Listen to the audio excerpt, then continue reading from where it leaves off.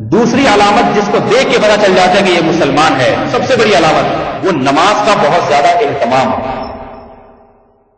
قرآن جہاں سے شروع ہوتا ہے اور اہل ایمان کی جہاں قرآن نے صفات بیان کی ہیں، وہاں عقیدے کے بعد اللہ نے سب سے پہلے نماز کا ذکر کیا ہے۔ الذین یقیمون الصلاۃ، نماز کو قائم کرتے ہیں۔ لا حظ فی الاسلام لمن ترک الصلاۃ، فرمایا جو شخص نماز کو چھوڑ دے اس کا اسلام میں ذرا سا بھی کوئی حصہ نہیں ہے، ذرا سا بھی حصہ نہیں ہے۔ وہ اپنے آپ کو مسلمان کہہ کے گویا جھوٹ بول رہا ہے وہ۔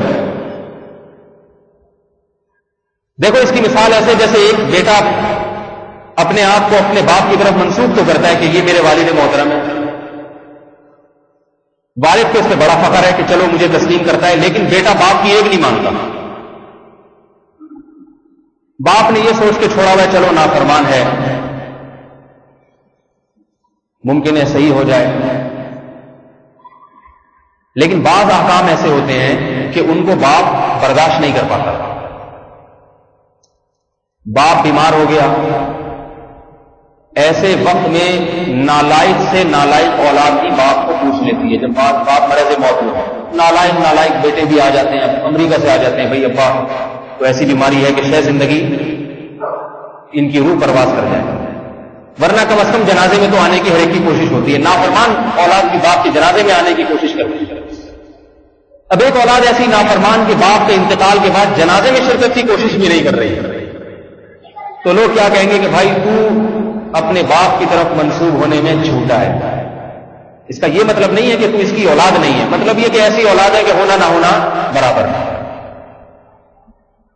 اللہ نے ہمیں بہت سارے احکامات دیے، یہ نہیں کہا کہ ان حکم کو چھوڑ دو گے تو تمہارا مجھ سے کوئی تعلق نہیں ہے، کافر ہو جاؤ گے، یہ نہیں فرمایا۔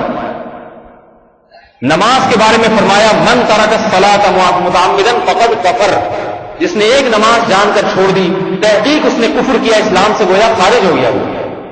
یہ گویا کا لفظ میں اپنی طرف سے بڑھا رہا ہوں، حدیث میں گویا کا لفظ نہیں ہے، فرمایا یقینی خارج ہو گیا۔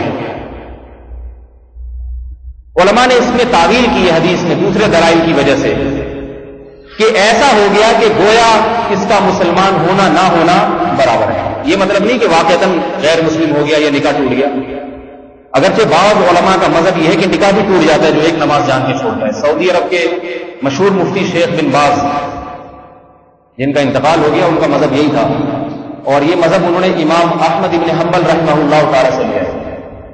ائمہ اربعہ میں امام ابو حنیفہ، امام مالک، امام شافعی رحمہ اللہ تعالی کی رائے یہ ہے کہ نماز کا جان کر قضا کرنے والا کافر تو نہیں ہوتا مگر کفر کے قریب پہنچ جاتا ہے، اور بعض ان میں سے کہتے ہیں کہ کافر تو نہیں ہوا مگر اس کو قتل کرنا حکومت پر لازم ہے کہ اس کو قتل کر دیں۔ امام ابو حنیفہ کہتے ہیں قتل نہیں کیا جائے لیکن جیل کی کوٹری میں ڈال دیا جائے، اتنا مارا پیٹا جائے جب تک توبہ نہ کر لے اس کو باہر نہ رہائی نہ ملے۔